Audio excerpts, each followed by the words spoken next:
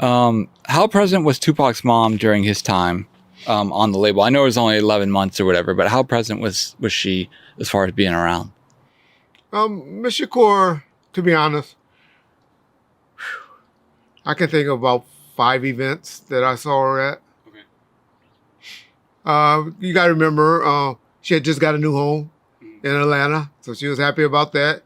That Death Row and had purchased for her to get in, or her son. We'll say that because I'm sure it eventually got billed back to him. Yeah. That's how the game goes. So that Tupac, I'll say that, had purchased for her in Atlanta. Well, actually not Atlanta. Stone Mountain, right? Yeah. Stone like Mountain, that. Georgia. Yeah. Out that way. In Georgia. I'll just say that. I know you Google motherfuckers will tear me up. And so the events that I saw Miss Shakur at was the Mother's Day. I took her shopping. I took her and Sugar Mother shopping and to lunch one time. That's the time I told y'all the story where Sugar had me give each one of them $5,000 and cash and drive them to the mall. He got mad at me because I didn't like the Beverly Center. I took him over to the West Side Pavilion. But they weren't trying to spend their money. And I think that just being the women, they just didn't want to shop in front of each other and want to get their own stuff. He wanted them to go and buy something nice. You know, $5,000 back then was a decent piece of change. Yeah. Now you can go and spend that on an outfit. But back then you can buy you a few outfits. He just wanted them to go buy, show them a good time. Take them to dinner, Reg. But I remember coming back to them there, but yeah, it's because you took them to that whack-ass mall. You didn't take them to the Beverly Center like I told you. And so I was like, whatever. We went and ate over there, and that's where they want to go eat. And so he said, well, now my mama gonna go in and spend all that money on my sisters and the grandkids, because that's all she worried about. And I wanted to do something nice for her. Shit, man, no grown women. And then Pac was like, yeah, Suge, don't be giving my mom that type of money. I don't give her that type of money. Not saying or throwing nothing out. He just said, I don't give my mama that type of money at one time. Yep. Why? I'm not saying. Don't know. Not sure why, because he didn't elaborate on it. But anyway, so that time, of course, did I say the Mother's Day event? Yep. Okay. She wasn't at the Christmas event.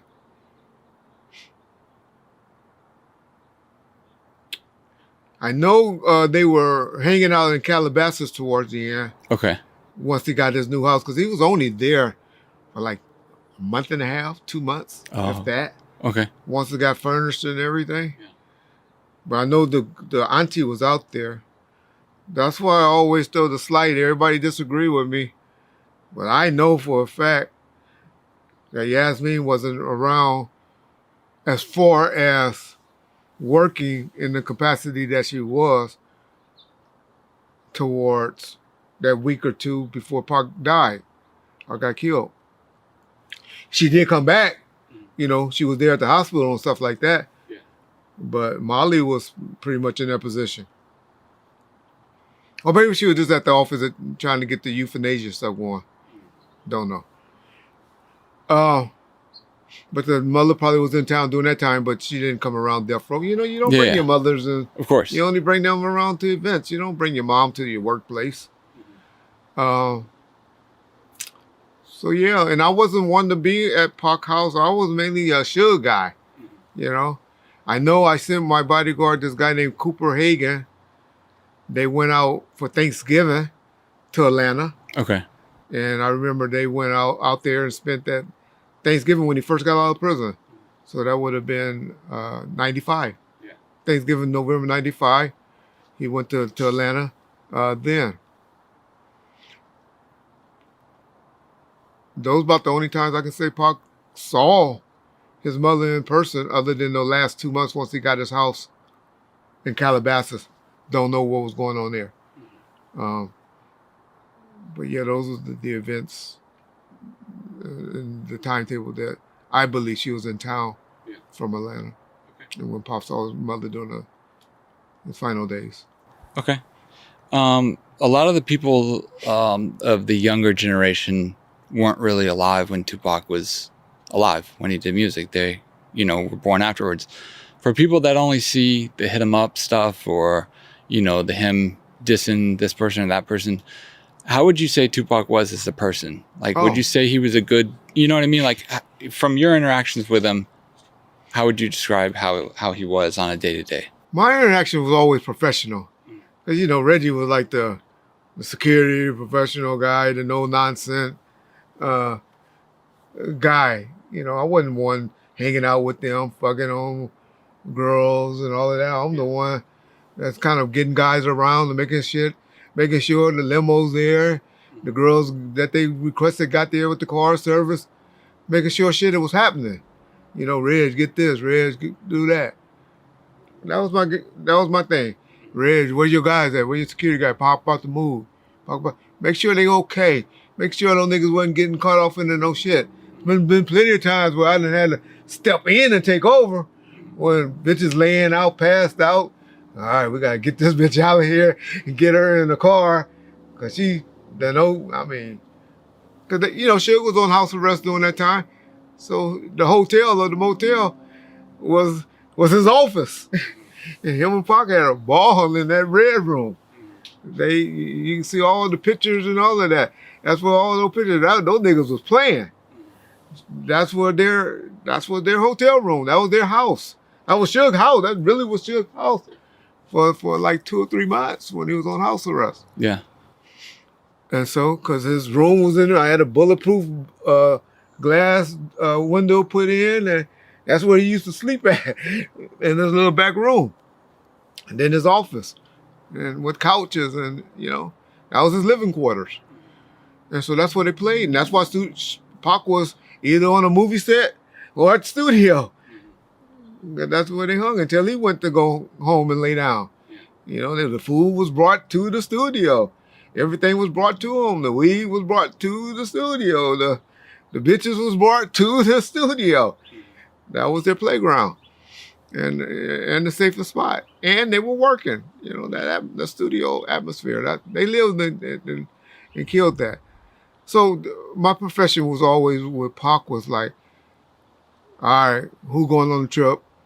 So I can get the office to get your tickets or this or that, or we going here, we got to be there at that time. And Papa G did his too, for the PR stuff. Papa G would, control, we got to do this, or I need you at this movie Saturday Night Live, and then we're going to go here, and yeah. Stuff like that. Mm-hmm. So that's what's our relationship. People want to always try to put out, like, I'm trying to put out, like, I was with Pac and right now. Yeah, you've never really said. That's Frank, Kevin, and all of them that's rolling with him. I wrote Suge Security was this guy named Bill Upton, and who else I had on Suge? I had Cooper. Cooper Hagen was the one that I had on Suge. Reggie just owned a security company, and was always around, making stuff happen. But that's how our relationships were. But as far as seeing from being around and knowing, he's very smart, always writing. He was a jokester, a laugh and smile. He was very charismatic. Always had a joke or something going on, or the loud one in the room. That's his man Pac. Serious about working in that studio. But they pretty much, before they came to the studio, already had what they were going to do planned out. Either it was on, like I said, the trailer. Although 11 months, they were shooting video. I got to remember how many videos that man shot in that 11-month period. And movies. And 2 movies. Working on, he hosted MTV rap videos or something like that. Was at Venice Beach doing stuff. Doing PR. The man was working in an 11-month time period. So that was our our relationship was pretty much always working and getting stuff done. But I remember the most thing that impressed me was if y'all can ever look at the footage where he spoke at the Brotherhood Crusades event that we had when they were putting up money and fighting against the 3 strike laws that eventually happened and was defeated in LA. But they were majorly going against the 3 strike law in California. Pac and Suge gave a lot of money to the Brotherhood Crusade and a lot of their time and effort trying to beat that proposition or that law. And the way he talked on camera, for the media. But then there was a bunch of gang members that were there, and they took in like a back room. That's when they were showing us because Suge and Death Row had did some that's when PlayStation, or not PlayStation, Nintendos and stuff was big. And they built some houses, like little doll houses or something. But they had PlayStations built inside where they were delivering to the different hospitals, the children's hospitals, and stuff like that for kids to play with, while they're in hospital recovering from whatever issues that they had, Because Suge was big on the children's hospitals and stuff like that in Death Row. I remember going to Martin Luther King Hospital, Children's Hospital, everything around Christmas time, giving out toys and stuff to the kids' wards. And so they were there showing us, doing a walkthrough in there, and then it was like an impromptu meeting with a bunch of gang leaders and stuff like that. And Pac was just trying to tell them, hey, how we got to learn to police ourselves as far as, when we go to area, doing what the NFL and the NBA doing right now. Like if I come to your town and do he said, I can't take care. We don't have enough money to take care of the whole United States or the world. But if I come in your town and do a show, then we need to do stuff in that area, in that community. Maybe go to a homeless shelter or a woman's abuse, because they were big with this. I forget, it's still big to this day. It was a shelter that they used to do a lot of stuff with. I think it's nationwide now. A place called Home. Suge built a place called Home with the money that they donated back in the early 90s. I know it's still going big today. And what I mean by that, he helped them out and donated a lot of money with them in the beginning. And the Jim Brown thing. But mainly to go around to the different locations and take care of things in that community that's going on. I mean, I don't want to deliver checks to people that y'all wouldn't believe for helping with burials on behalf of Suge and Death Row.